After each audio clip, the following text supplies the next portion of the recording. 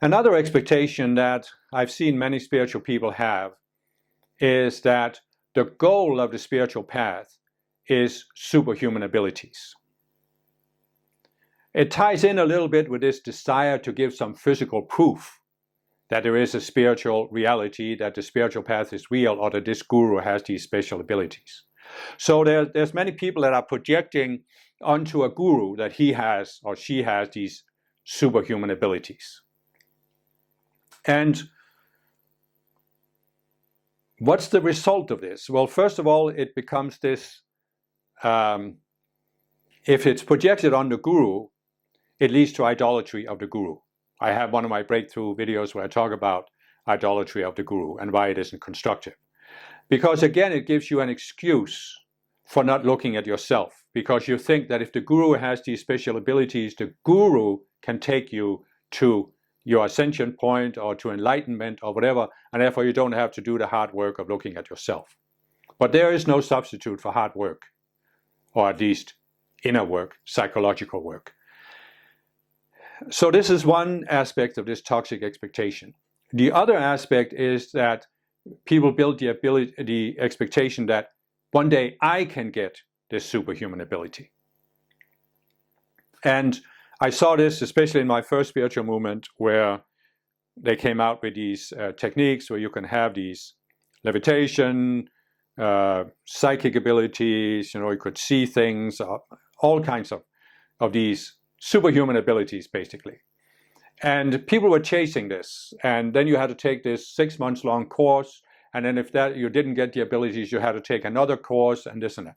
And now, I'm not denying that there are certain people who have certain psychic abilities. I met people who had their third eye opened and they could see people's auras, for example. So there are certain abilities that you can achieve. But first of all, what does it have to do with spiritual growth? Because you actually see some psychics who may have a certain ability, but their psychology is a mess because they're not working on their psychology. And dealing with this psychic ability is very difficult for people. So, I've met spiritual gurus who said, well, having a psychic ability is not proof that you are spiritually evolved. It could actually be the opposite. And I never forget reading Yogananda's book, my first spiritual book, Autobiography of a Yogi. And he has a story in there where he's describing that there's a certain saint who comes to his hometown and he goes to see him. He's doing this public performance. And this saint spent, I think it was 12 years, maybe it was 17, I can't quite remember. But let's just say it was 12. He spent 12 years in a cave in the Himalayas. And as a result of this, he developed the ability to manifest any scent, any odor, and fill the room with it. So doing this, he gave some talk, but he also, then the whole room smelled like roses, or the whole room smelled like horse manure, or whatever scent. And so what I never forget is that after this, Yogananda, who's young at the time, he basically goes up to him and says, I can't remember the exact words, but he's basically saying, couldn't you have done something better with those 12 years than develop this useless ability? What's the point here other than impress people? What's it got to do with spiritual growth?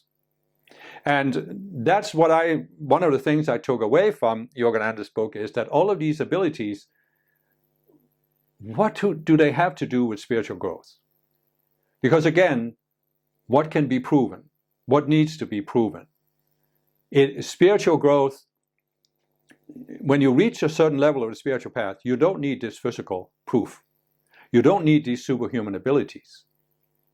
You are working, you come to the point where you realize that it's about raising your state of mind. And raising your state of mind doesn't mean that you even want to have these abilities or that you want to demonstrate them. Because what does it lead to? As I said, people just want more and more and more. And people go into this chase for phenomena, some kind of visible, either physical phenomena or psychic phenomena.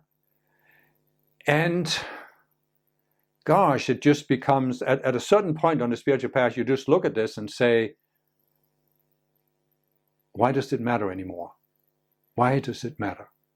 What matters is my state of mind, peace of mind, knowing who I am, mastering my reactions. That's what matters. Self-mastery is what matters. Even mastery of the outer world is not important compared to self-mastery.